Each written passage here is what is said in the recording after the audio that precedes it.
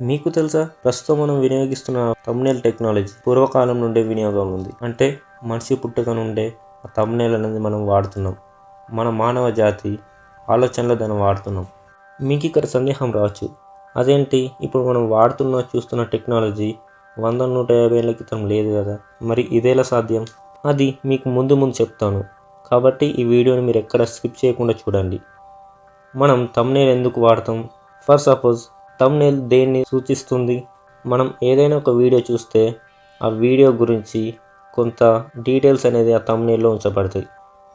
ఆ వీడియో ఎందుకు, దేనికోసం, ఆ వీడియోలో ఏముంది అనే కొన్ని వివరాలు ఆ థంబ్నెయిల్లో ఉంచబడతాయి. అలాగే మనం ఎప్పుడైనా కొన్ని రోజుల తర్వాత ఆ థంబ్నెయిల్ చూసినప్పుడు ఇది ఆ వీడియోలది అని మనం గుర్తుపడతాం. అదేవిధంగా ఈ థంబ్నెయిల్ అనే కాన్సెప్ట్ కూడా పూర్వకాలం నుండే మానవ మనుగడలో ఉపయోగంలో ఉంది.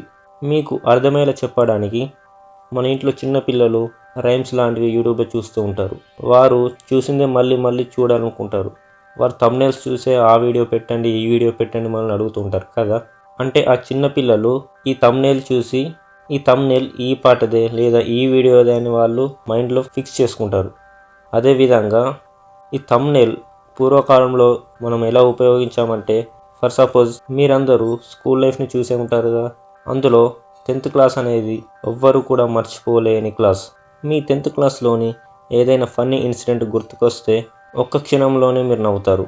కానీ ఆ ఇన్సిడెంట్ జరిగింది కొన్ని నిమిషాల పాటు కావచ్చు, కానీ మొత్తం 10th క్లాస్ ఒక సంవత్సరంలో పూర్తి చేసాం. ఆ సంవత్సరంలో ఎన్నో ఇన్సిడెంట్స్ మనం చూసి ఉంటాం. 10th క్లాస్ అనగానే ఏదో తెలియని ఒక ఆనందం అనేది మన కళ్ళల్లో, మన ముఖంలో కనబడుతుంది.